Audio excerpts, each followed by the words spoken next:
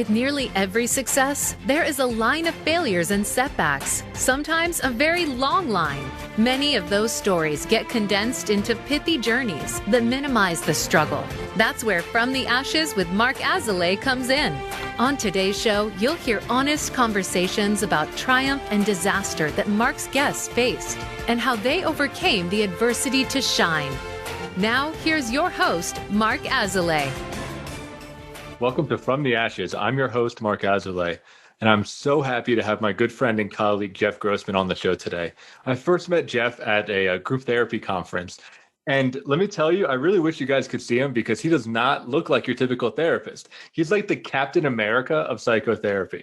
You know, when I think of a therapist, I think of the person who's like an outcast like myself, kind of weird, right? Kind of like scrawny.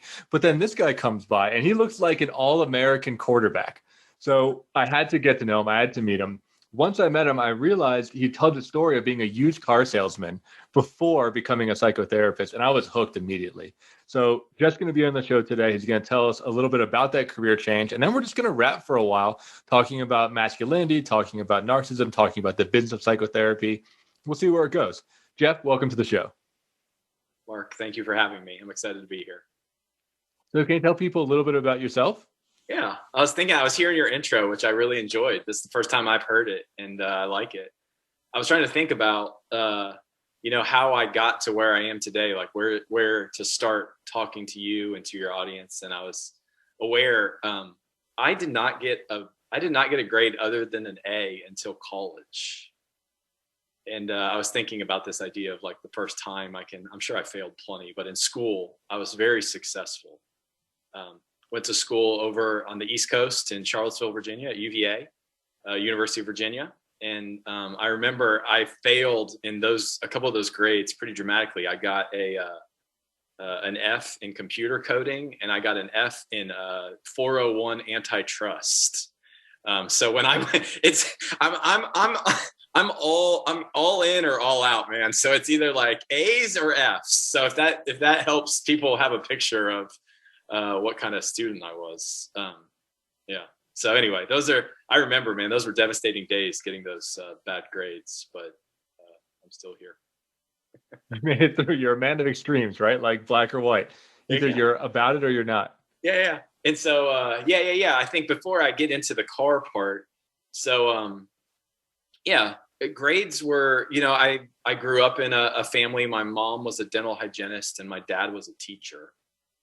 And so I would say there wasn't a lot of business acumen that I grew up with. It was kind of like I would call it like a blue collar family. And I think, I just probably thought I'd do something blue collar. Like I wasn't entrepreneurial at the time. I'd just get a job. And so when I was leaving UVA, Home Depot came and recruited. And so, big name company. When I tell people I work at Home Depot, both the jobs I did, people think, you're like working a cash register at Home Depot. Yeah. But that's not exactly, so like I went to Atlanta where Home Depot is headquartered, and that was my first job. It was called the Business Leadership Program. Pretty catchy. And so the catch was you did 4 different stints in the company. And then if you did well, they hired you on. I guess if you didn't, they let you go. And one of the stints was in the store. And so for 6 months, I actually then did work. I mean, it is important, I think. Now I know. I don't know that I understood that then, but, you have to understand the kind of the core of what the business is. And so the story I was thinking I could tell you about my experience at the Home Depot was I'm in the store, and one day all of the garden employees called out sick. And so I remember the store manager was just like, listen, man, you're responsible for the garden department, so the garden department's like everything from like grills to patio furniture to plants, lawnmowers. All of them called out sick? Everybody. Every single one. Yeah. It's kind of like, hey, and so there I was, trying to do it all. And man, I have a really clear memory of doing that where, I was decent at being able to tell people where things were. But when someone would ask me to help them make a decision, I remember having a ton of fear and shame around that. And I think it had to do with some version of recommending the wrong thing or helping them make a bad decision. And I specifically remember there was a woman that was asking me about which lawnmower to buy or blower or something like that. And I remember I said something trite like, you get what you pay for. And you could see the look on her face, which is like, you're an idiot kind of look. And I remember it like, she knew that I didn't know. I knew that I didn't know. And it was just, like that part of like having to recommend something was outside of my skill set at the time. Yeah, this idea of being exposed. I'm hearing this like imposter syndrome thing that was going on for you. Yeah. And so, it ended up being I think I look back on it now, I probably learned a lot about being with people and kind of like selling things to people there. That was probably my first time where I was like having to convince someone else this idea of like to buy something. And so ironically, I stayed an extra year at the Home Depot.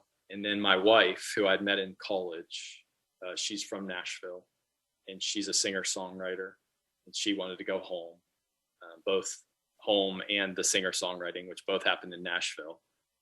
And my father-in-law owned a car dealership. And so he had kind of promised her that she'd inherit it one day. It seemed like a good move for us, kind of to know what we might inherit one day. So when we moved back, I went to work selling cars at the car dealership. And what was that like? Like, were you a car guy before? Did you know anything about cars? Did you care? Yeah, it is. That's a good question. I wasn't handy and I went to go work at the Home Depot. I wasn't a car guy and I didn't care about cars and I went to work at a car dealership. So, that's the thing. And we'll probably get to this at some point. You know, my first job out of college, I was making $52,000 a year working at the Home Depot, which to me, you know, like coming out of college, ton of money. Not bad. Yeah. Yeah. And so, but it fell in line with the way that I thought about working, which is you go to work and like every 2 weeks, every month, you're going to get this like paycheck. And so that's kind of what I would call like the employee model. And so when I went to work at the car dealership, the one that I was going to work at was a 100% commission. And so if you didn't sell, you did not get paid. And so, you know, they like for 2 months, the first 2 months you're there, they know like you got to learn. So that, you know, they put you on this like, they have negative names for it, but we'll call it a draw. And so, and so then I'll never forget the first month that I was actually on commission, 100% selling cars. I think I made like $11,200 the first month I was selling cars. And there's something about that is like a pure shot of whatever good thing you want to inject into your arm. And like from there, I was hooked. So, yeah, good stroll down memory lane on how I kind of got to the car business and then how I kind of got probably hooked into the car business. Yeah. Can you tell us more about the hook? Like, did you see your potential? I think there's something about this idea of I worked hard at the Home Depot, a lot of hours and made $4,000 a month doing it. And so then to work probably less hard and make like triple in a month. I think the hook for me is I grew up in, you know, like the Midwest, Columbus, Ohio, this like, the culture is going to be, you will make what you're worth, or, you know, like hard work pays.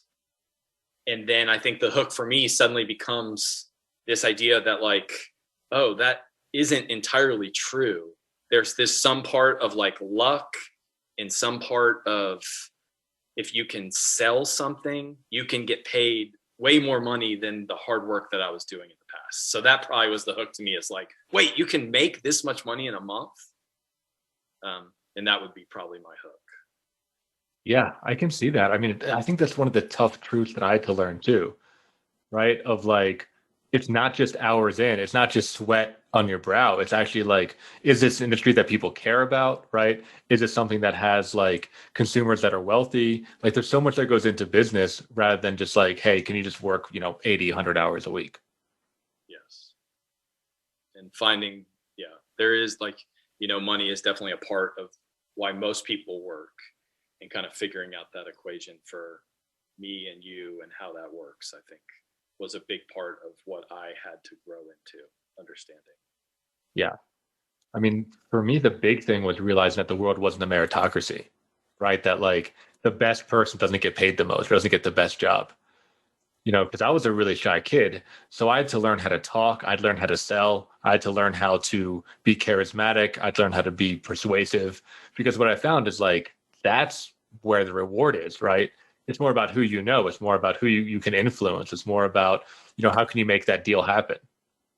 I think I'm still learning that. But yeah, something in that vein is, I think, part of what I was learning really on in the car business. Yeah. Is there something about that? Because you talked about feeling insecure about selling at the Home Depot, right? And now you're in a sales job, right? And a 100% commission-based sales job on top of that. Yeah. Yeah, I do. Like when I think back to this compare and contrast, like I had this other story. I told you I read some stuff just to kind of catch myself up and kind of remind myself I have this other story. I think the other thing that I think a lot about when I was going to work at Home Depot, it's the first job. So I'm not sure that I was super worried about what my purpose or meaning was with my work. It was more just like, go and do this thing. And so I think as I was leaving that thing and had experienced some dissatisfaction at Home Depot, I was leaving thinking like, I'm going to make more meaning out of what I do. And so one of the things, just because I'm typically, I would call myself pretty financially conservative. I typically am going to be pretty light on the amount of debt, personal debt I'm willing to take on. And so I was kind of, if you're familiar, there's a famous guy here in Nashville. His name's like Dave Ramsey. And he does this like Financial Peace University. And he kind of has a whole program. I think it used to be radio. It's probably bigger, but it's about like not doing debt. And that was kind of like, sometimes when I hear, I'm not that familiar with it, but I kind of like think like I embodied a lot of what he says, which is like anti-debt. But yet I didn't know this at the time, but I'm going into this business that is the car market. And the car market is basically all about financing and payments.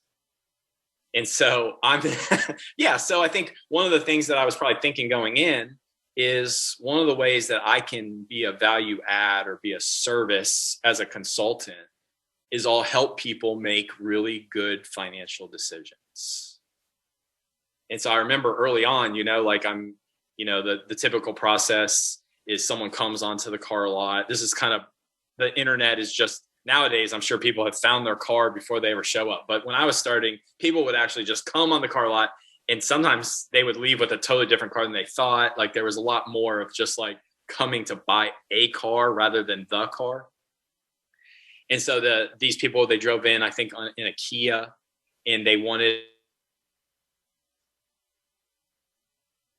I remember we like test drove a couple cars. They kind of fell in love with one. And inside of that, we came back, we did a credit app, we appraised their car. And so then they were like, let's say $10,000, $15,000 upside down in their car. And so I remember I pulled them aside in my office, spent like 30 minutes with them, explaining to them like what it means to be upside down, like what the best thing that they could do was. I printed like amortization tables, talked about making principal payments on their car. And when they left, I was like, they won't be able to get their new car, but 2 or 3 years, they'll get themselves right and they'll, make good decisions. And then I remember later that night, they came driving back in a new Kia. And I remember thinking like, oh, like I remember my heart like breaking, like sinking to some degree around just this idea that what I probably wanted or hoped my purpose to be in selling cars was not going to be what it was going to be. Yeah. Did that continue?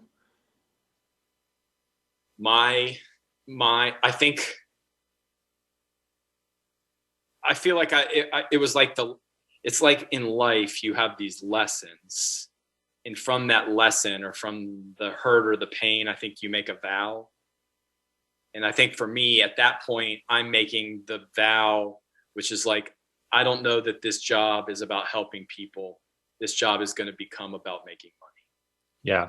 Yeah. You saw where it flipped right there, right? The values had changed.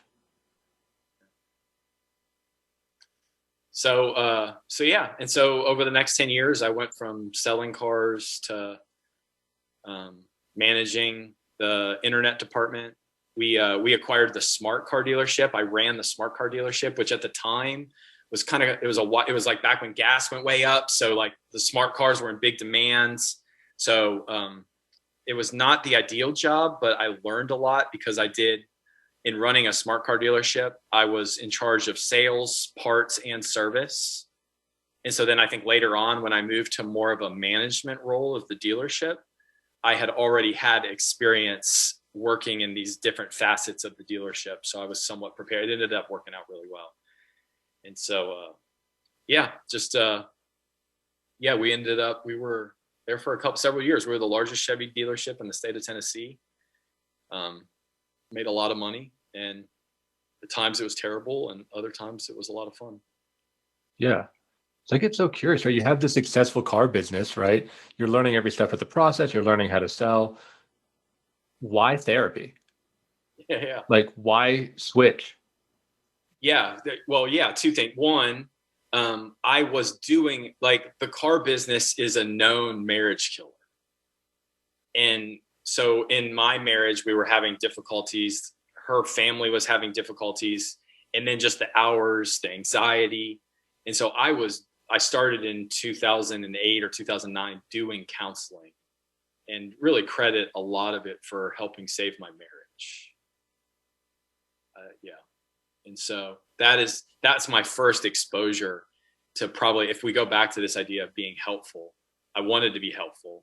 The car business, I was not going to be super helpful, you still can be, but it wasn't, for me, it wasn't probably the type of help I wanted to offer. And so probably some version of a quest to, like, do good. Yeah.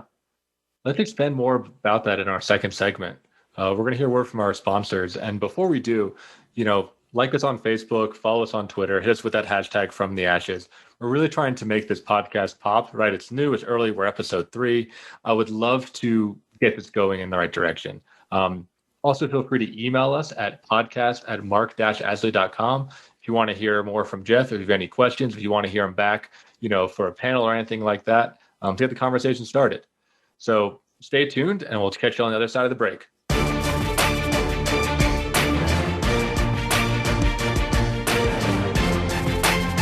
Become our friend on Facebook. Post your thoughts about our shows and network on our timeline. Visit facebook.com/Voice America. In Mark's work with high performers and business owners, it is becoming increasingly clear to him that their biggest obstacle to success is themselves. They are the experts in their field, but are dragged down by their anxiety, poor time management, inability to focus, or self-sabotage. His role is to help you overcome these emotional and organizational issues so that you can truly excel in your business and your personal life. One of the most common hurdles that he sees is perfectionism, a crippling anxiety around performance. It's a fear of not being good enough, being publicly embarrassed, or of disappointing others. These fears paralyze brilliant people and bring them to their knees. This course will help you to break free from this mental prison and have more agency in your world. In this online course, we will break down the prison of perfectionism so that you can break out of it. For more information and to sign up, visit mark-azoulay.teachable.com. That's Mark, MARC-Azoulay, AZOULAY.teachable.com. Where can you listen to some of the world's top life coaches ready to dish out success tips and entrepreneurial guidance? The Voice America Empowerment Channel will do just that. Whether it's personal growth, building a better business, or inspirational life stories, make it a daily habit to tune into our programs. From weight loss and personal branding to law of attraction and increased happiness, you'll find it every day at VoiceAmericaEmpowerment.com. The Voice America Empowerment Channel. It's your world. Motivate, change, succeed. It's your world. Motivate, change, succeed. VoiceAmericaEmpowerment.com.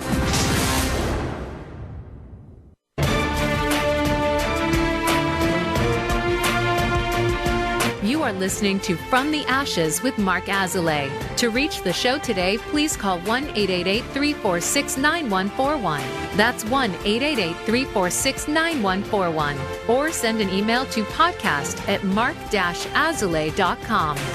Now back to From the Ashes. Welcome back to From the Ashes. I'm your host, Mark Azoulay. I'm sitting here with Jeff Grossman talking about how he transitioned from being a car salesman to a counselor. Now, I'm sure I don't have to explain it, but those are very different jobs. Those are very, very different. And Jeff was telling us a little bit about how the car salesman job was hurting his marriage, impacting his family life, and how he had this growing desire to help people. Jeff, can you pick it up from there? Yeah. I was thinking like one of the things maybe that I'm not doing as good a job describing is I think as the car business became more and more about making money, I think inside of me, I started to have a lot more anxiety about making money. And so, if I think about the costs of anxiety to me, it's hard because this is years ago, but man, I was unable to eat, unable to sleep, working like 70 to 90 hours a week, and so like the cost of that on my body was super high. And I think then it also then took a toll on my ability to like be present and connect in my marriage. And so that's where I think I'm going. And I'm like realizing I need help, and I need help as I have this kind of constant desire to work more and make more money to really do this other thing that I want and don't know how to do, which is stay connected to my wife and my marriage. Right. Like that starts to become a cost too. Right. The sacrifice becomes too great for you, it sounds like. Yeah. And I remember specifically the sleeping, like the inability to sleep at night, like that costs so much. And then the other thing is then when you haven't slept and you're getting out of bed to go do a job that I don't love, like that costs. I remember it like being a weight that just like lived on me. Yeah, and I would imagine that had to be kept secret from so many people. You're such a charismatic, like lovable guy. And I have no doubt, right, that you're going to put on that suit, right? You're going to put on that smile, you're going to get out the door, and no one's really going to know that you're carrying that weight. Yeah. Yeah, other than my wife and my therapist, I don't know who I could have been talking about the dissatisfaction that was like, that existed in my job, or just the amount of anxiety and what it cost me. And so for me, yeah, there was really two people that I was mostly able to tell. And for the rest of the world, the people who work for you, customers, you do kind of have to put on that smiling face, and there's a cost to that as well. Right. Yeah. There's so much of that like fake it till you make it type of thing, or just, put up appearances. I've definitely lived in that for far too long too. I can relate with that. You were talking about going to therapy, and I get interested, right, of like, what a guy like you, how did you find a therapist? What was that like walking through the door, for the first session? Yeah. Well, I come out of a church background, and so does my wife. And so I had already had some pretty bad experiences with what I would call like the church counseling side of things, or meeting with pastors. And so someone gave us a name of a guy who was a counselor, and I probably had, a pretty negative, I was not going to go to therapy, but it's one of those things where I think when the pain of life becomes so great and you're able to recognize that you need some type of help, So my wife and I went together for 6 months to this guy who was helpful. And then I was done. I was just like, oh, okay, it's kind of helped some, but not all that much. I quit. And so I quit going. And I remember the last session we're in, I'm like, I quit. This isn't that helpful. You're not that helpful. And I remember, he said to my wife, Kelly, he's like, do you think this is helpful? She's like, yeah, I really like doing this. He's like, well, why don't you keep doing it? And they like both looked at me and like, can she keep doing it? And I was like, sure, And so fast forward like 6 months, 8 months, a year, I had stopped going. Kelly's still going to therapy. And I was watching my wife like grow as a person. Like, oh, wow. Yeah. She was, and so then inside of me, like the one feeling I was always good at was fear.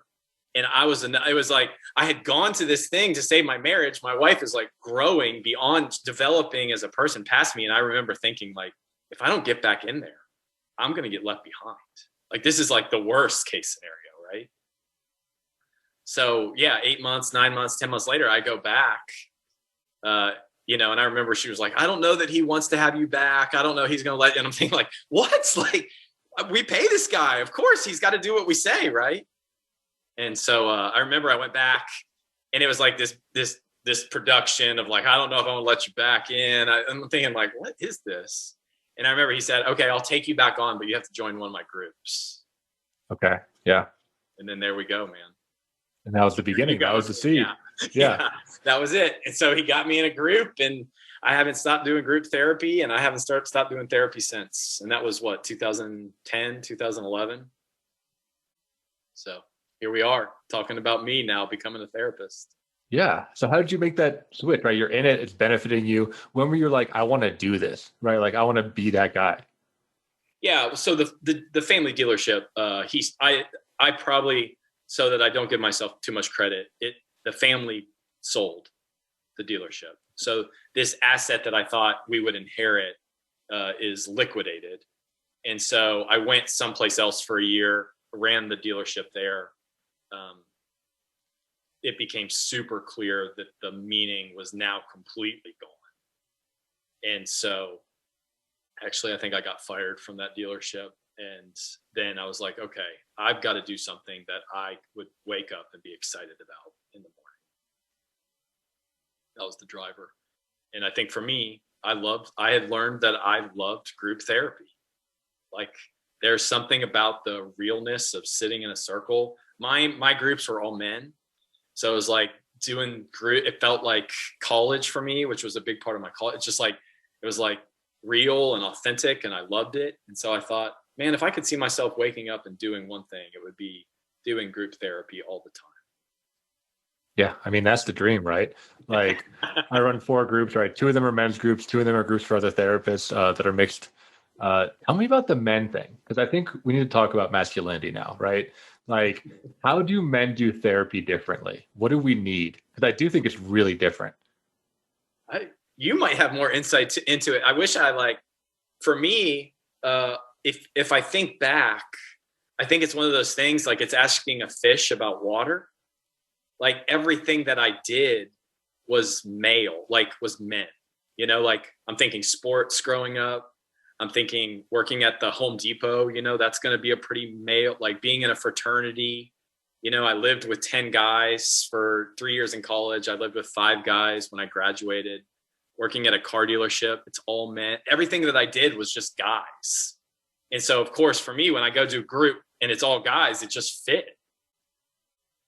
And so I don't know that I can necessarily tell you what it is about guys together and the masculine component of it. It's just what I knew. Right. That's like your default. Yeah. My story was the opposite, right? I was, certainly raised by women, right? Had a lot of female friends growing up. I had to find masculinity, right? I wasn't in sports, right? I was like a nerd. So, I talked to guys online, but they weren't the most masculine men, and neither was I, right? So I had to inject that into my life. Mainly, first was actually through AA, because the AA groups I went to were almost all men.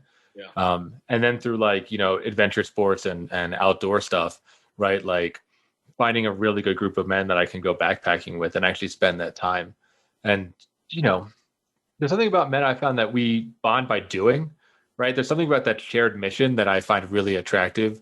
There's something about where, we'll like crush a mountain, right? Or you'll play a sports game. And then there's like that after period where you can actually finally talk about stuff. But like, you need to have that like war, right? You need to have the battle beforehand to really bond on a level. When it came to just talking in a circle in a mixed gendered group, I would often feel empty, even though I'd be doing emotional stuff and connecting with people. I sometimes feel empty without that shared mission or without that sense of camaraderie. I think it's like a real trust on a physical level first, and then the emotional trust comes in. Yeah. As you're talking about it, as I was in therapy and working on myself, I would say one of the main things that I was working on was just the ability to have and identify feelings. And so for me, it probably worked out well to start with all men who are also, not to stereotype most men, but at least a lot of the men that I was in groups with in the South were working on things that were really similar. And so it was probably a really good thing for me that I was getting baptized in the world of feelings with a bunch of other people who were struggling with feelings. And so maybe that was the part of my groups that held the masculine component, is just this, no one was ever asking us to feel or to talk about things in a vulnerable way. Right. There's like that common ground, right, of seeing other people that struggle with the same thing. Same thing. I'm early on in my therapy having that, but I say, hey, how do you feel about that? Right? How does that make you feel? And I felt dumb, right? I felt like clumsy. I felt like just disconnected. I didn't have an answer. I still feel that way most of it. You've grown past me, but yes, I still, you're just describing what it's like for me every day. But yeah, that's it. For me, I think feelings were not, I see now how important they are in connecting with everyone, specifically with Kelly, with my wife. It has significantly shifted my ability to be present and love her, and her ability to be present and love me. But I don't know that I do the best job with everyone else. I can still put my guard up. Yeah. That's part of it, right? We're all kind of works in progress. Yeah. I was trying to think my first therapy groups were very different than the therapy groups that I do now. The interpersonal modern analytic process group is very different. The group that I was in, it was a timed group. And so for me, I think that was, if you go back to thinking I was super therapy resistant, I was super feedback resistant. I think if my parents had taken me to a counselor when I was younger, I probably could have been diagnosed with oppositional defiant disorder.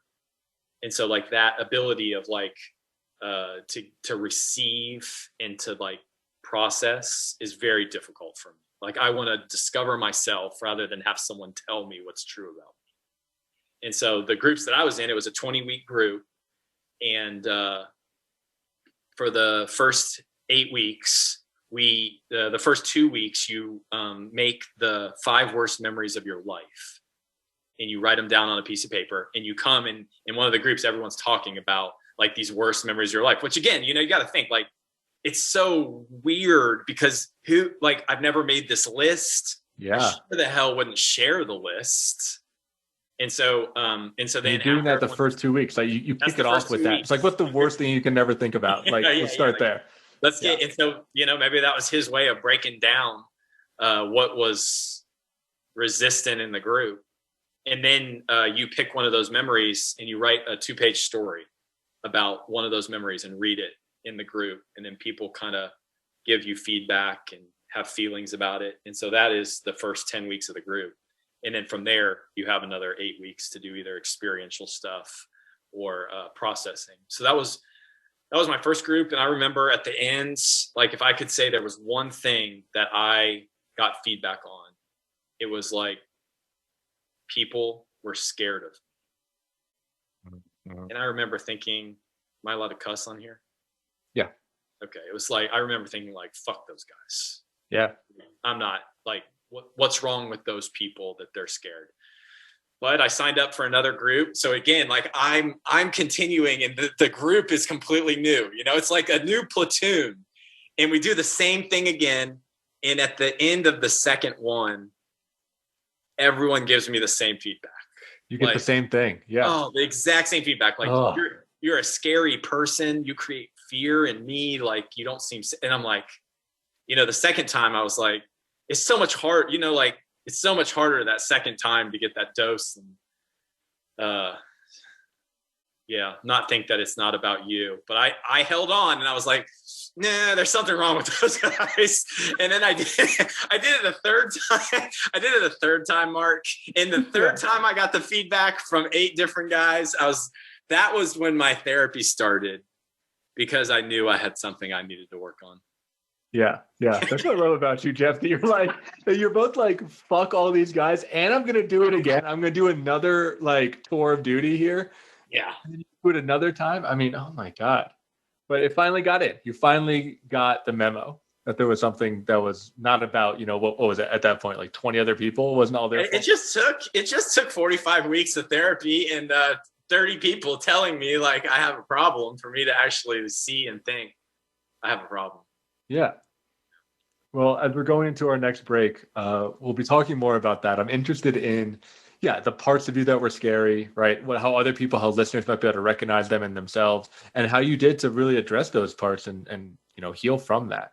I remember, the feedback I got in group was that I'm just confusing, which I'm still getting in the group that we're in, that it's like hard to connect with me, right? Like I seem to want a lot, but don't seem to know how to get it. I get all that all the time. So I'll talk about that in the next segment. So for those listening, thanks for listening so far. Please stay tuned over the next commercial break. We'll be hearing more from Jeff, talking more about his journey in group psychotherapy and some of the benefits of group. So tune in, and we'll talk to you on the other side of the break.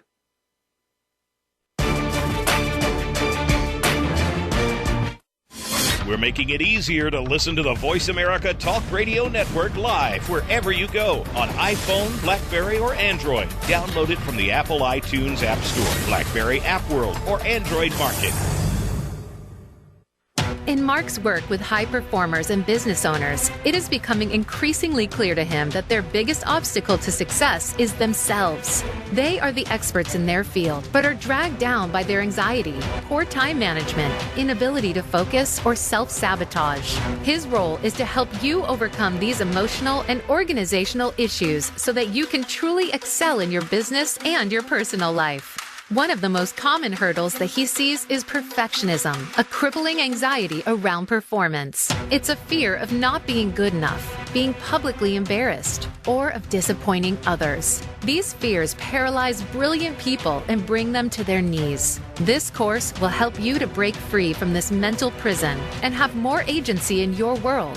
In this online course, we will break down the prison of perfectionism so that you can break out of it. For more information and to sign up, visit mark-azalea.teachable.com. That's Mark, MARC-Azalea, AZOULAY.teachable.com. For teens, by teens, and about teens. Tune into the uncensored and unedited discussions with young adults on Express Yourself. Every Sunday at 3 p.m. Pacific Time and 6 p.m. Eastern Time on the Voice America Empowerment Channel. Smart, tenacious teen hosts and reporters from around the country speak up and speak out. Express Yourself. Visit the website for the show to find out more at expressyourselfteenradio.com. And check out the show on the Voice America Empowerment Channel every Sunday.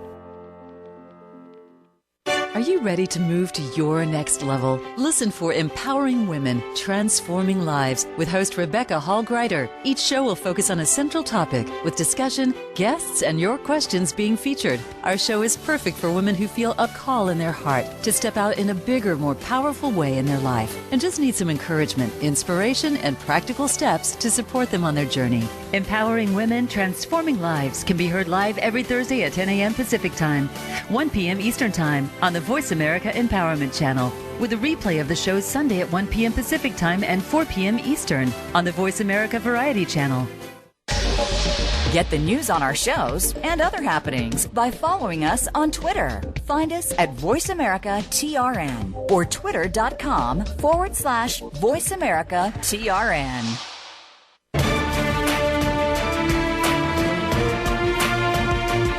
You are listening to From the Ashes with Mark Azoulay. To reach the show today, please call 1-888-346-9141.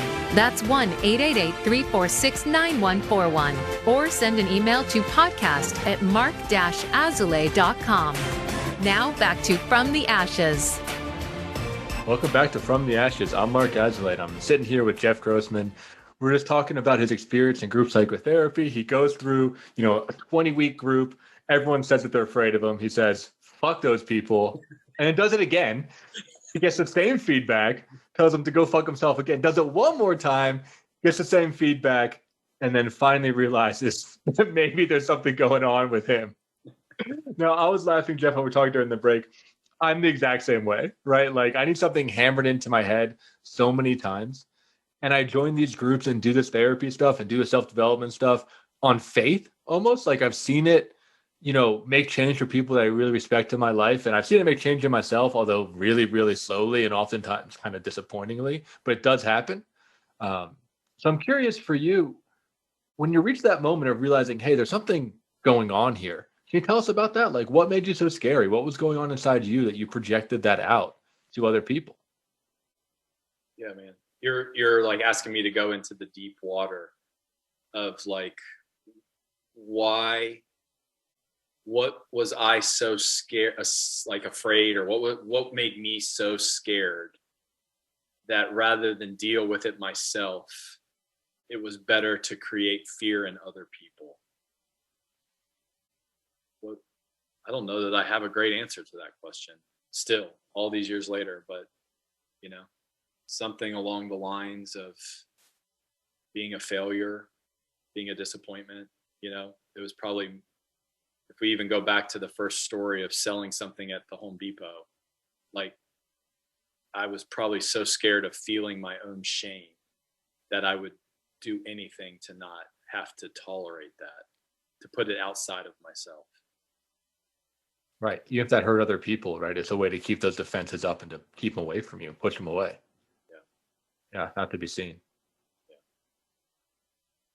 And it comes with a high cost, Yeah, I think if we believe that interpersonal connection is what heals, like attachment is what heals, like probably in the ways that hurt me in the past, I wasn't going to let it hurt me again. It's one of those vows you were talking about. Yeah. Right. Vowing to be like, this is never going to happen again. I have a couple of those in my story too. Yeah. I have a lot of those as I kind of continue to do my work in group therapy. Lots of vows around not being certain, like certain figures that hurt me. A lot of vows around money that I think drive me.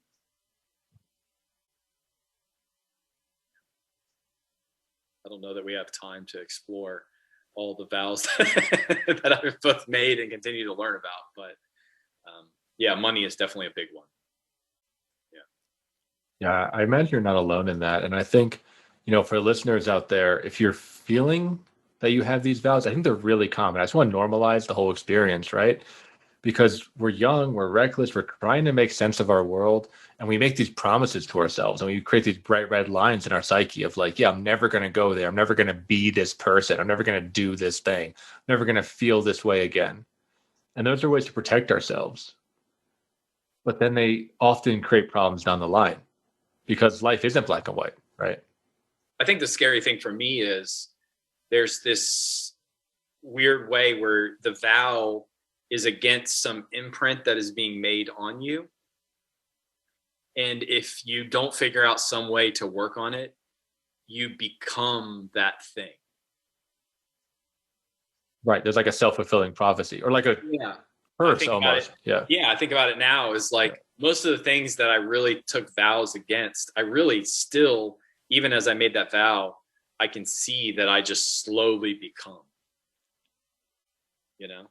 Yeah, because it's still an organizing factor in your life, right? Like I associate, I'm in recovery, and there's so many people who, they call it dry drunks, right? Where they say that they're sober, but really their whole life becomes about not drinking, right? So your life is still about alcohol, but it's more about like being aggressive about not drinking rather than being aggressive while drinking. Yeah. And I think for me, like, as I continue my journey in therapy, I have tried to shift this kind of like part of my life that seems to control it still, which is like my relationship with money. And man, I feel like the more therapy I do, the more ways that I see it's like webbed inside of me. And I oftentimes wonder, like, is this going to help? Like, is there any fixing the way in which I was built and created? Or is it just something that really will always be with me? Right. Yeah. Can you tell the listeners more about your relationship with money? Yeah. I think it has a lot to do with safety and security. And so I think early on, probably in my early development, not feeling entirely safe and secure. And so money, I think even from I had my first job when I was probably 9 years old. And so like just there was something about it. I felt like if I had money, I was going to be safe. And so I think then you take that and play that out over 31, 32, 33 years. Like that's just a narrative that I've created for myself. And it's not something that you can just kind of like swipe away. It's like what makes me feel safe is having money.